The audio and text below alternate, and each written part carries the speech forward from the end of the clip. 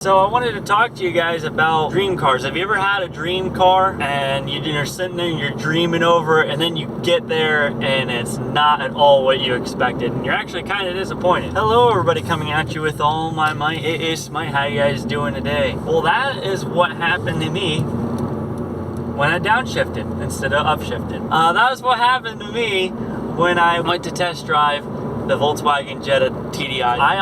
I was gonna trade in, back when I had my Cobalt, I was going to trade in, I found it actually was the same year, 2011. I wanted like 13 for it. It had 65,000 miles. I got there and I looked at the car and I was just gonna go in and talk to the guys, and they're like, oh yeah, someone put a deposit on that. That car's already sold. So I'm like, shoot. I never ended up looking for another car because then I got married and everything like that, so I saved my money and spent it elsewhere, as you can see, is the bikes and whatnot. But when I went to test drive before this car, I went and we test drove a Volkswagen Jetta TDI, and everything about it for the engine and whatnot is exactly the same as this. The only difference is the body style, and they're made in Mexico. So I don't know, a German car that's made in Mexico, it just doesn't have a good taste in my mouth. It's a German car. So the Volkswagen Golfs are actually made in Germany. It says on the side sticker. Whereas if you look and open the door of a Jetta, it says made in Mexico. So I didn't want to have a Mexican German car. And other than that, the headroom and stuff like that. So for a long time, it's been like 4 years that I've wanted a diesel vehicle. I always thought they were so cool just because the amount of mileage you can get on a gallon and per tank. I always really enjoyed that. Growing up, when I had my job, I was putting on 20 miles a day. So I did all the math and I figured out that I would save like 400 bucks a year. That was when I was driving my car that got 20 to 28 miles to a gallon. But now I get this and I'm getting an average of 38 to 40. Obviously, when I drive it up and down hills, I get an average of 35 on my commute to work per tank. I did the whole entire tank, but I really enjoy this car, and I have a stick shift. And the reason why I was okay with trying to learn stick, because honestly, I mean, it is a lot harder to drive stick. I like it now, but learning and for the convenience factor, it is easier for an automatic. Like my wife, she won't drive this because she doesn't know how to drive stick. I do. But the problem is with Volkswagen, the DSG transmission, which is their automatic, the maintenance on that is quite substantial. You have to change the fluid every 40,000 miles, whereas on the manual, you don't. And every 40,000 miles, and if you do it yourself, it still costs you 200 bucks in fluid and filters. So I was like, for the amount of miles I'm planning on putting on the vehicle, I didn't want to be spending that much and have to worry about that much maintenance. You have the heated seats on again, don't you? Yeah. But this was my dream car. I mean, I always liked the Volkswagen Golfs, and you're gonna laugh, but it's from Need for Speed Most Wanted, like the first one, not the new crappy one, the other one that actually had required skill to play before they justified it for kiddies. But that game, I always drove the Volkswagen Golf. My brother, he always picked the Cobalt. He's like, oh, I want a Cobalt. And honestly, that was the reason why I got a Cobalt for my first car, because my brother couldn't. It was an okay car. I don't know if I could go back, if I would have chose the Cobalt, because I don't know. Like, I can't say that because I didn't have any major problems with it, but it just wasn't my car.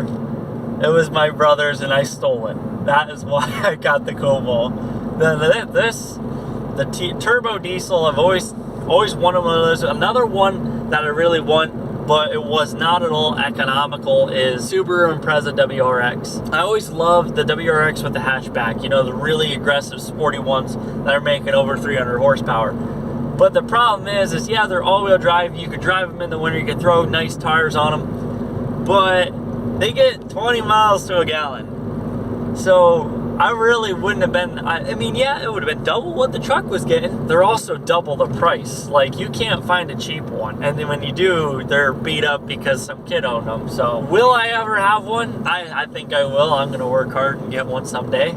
I don't know how soon. Eventually. But I like the hatchbacks. I don't know, heck, this is a hatchback, and that's why I got this, because I really like the hatchback. It's nice, you can throw all your crap in there, you can pull the seats down, you have all that extra room. One thing I really do enjoy about this car is it feels, to me, what I think a race car should feel like. It's got heavy steering. It feels planted on the ground. That is for sure. And then when you hit that turbo and that turbo kicks in and you're like, yeah, but I gotta remember it's a diesel. It's a tractor motor inside this car. But the car itself, I mean, it's the same body as the regular Golf. So the body itself is like a mini race car. But the engine, I just gotta remember it's not. But it does feel awesome. It sticks to the road. And the noise, like, it's crazy. After driving my Cobalt for as many years as I drove it, that gave me my impression of American cars and what cars are like. And that thing made so much noise. Even when it had good brakes and tires on it, the front end would just shake. Everything shook on that car. Whereas this, it's just there and it's planted on the ground. I love it. It doesn't help that this is an awesome new paved road. So, but even all in all, even the day-to-day driving, I really enjoy driving this car. Like, at first it was really intimidating. When we first got the car, it was dark and I'm trying to learn, and it's in a big city. We got it from Allentown. And Allentown at night, and I literally never drove stick more than 10 miles. And so there we go, I'm just planted in the car, I'm trying to drive stick in the middle of the dark, people pulling up behind me, and since it is a hatchback, if they get too close and how the car is positioned, I couldn't see that they were behind me because their lights disappeared, they got too close. And of course, you're in a big city and everybody does that. They think that's a cool thing to do. I think I would do a lot better now, obviously, that I had like 5 days of driving it, but of course I haven't stalled it embarrassingly recently, but for the first couple days I was stalling it left and right. Then people are like, you know, you're trying to start it at the intersection of the light and you're like, come on, start, and then you're trying to take off and then you stall it again. I'm like, oh no. But I'll tell you what, driving a car versus driving a bike is worlds apart, even with a manual transmission. And that knowledge did help me, but it's still not the same. It's still a lot harder driving a car because you're not sitting on top of the motor, so you can't essentially feel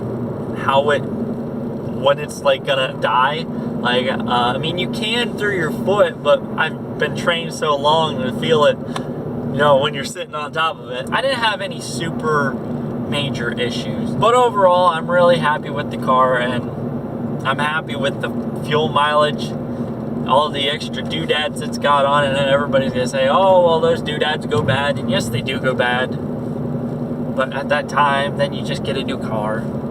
That's how you fix your problems. You just run away from them. Words to live by. Just run away from your problems. So now that I have a car and now I can get some dirt tires back on my bike, there's been a lot of people that have asking me, oh, we get a group ride together and ride off-road. But then I'm sitting there, I'm like, oh, I really didn't want to ride my bike because I have rode it off-road with those tires on it, and absolutely was scary. Yeah, I did wreck my bike on the sidewalk because there was like an inch of mud.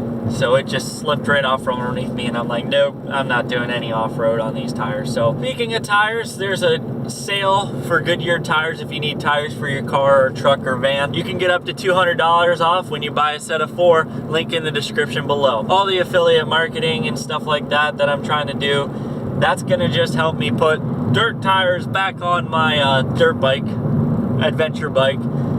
And I really want to try to do some more group rides this coming year. Hopefully I will become the second CCA, and that will free up my Sundays so we can actually plan. I'll have a planned day off. Either one of two things could happen. I'll have a planned day off, or they won't be able to get another third CCA like me in, and I'll be working all the time even more. We'll see how it goes, but I'm really aiming to get some new tires, and once I slap some new tires on there, I'll be ready for the off-road again. I can't wait. I was watching some of my old videos of me riding off-road. I'm like, man, I just rode it on the road so long. We'll see how it goes, but thank you so much for watching. Don't forget to hit the subscribe button and ring the bell. Have a nice day. God bless. Thanks for watching.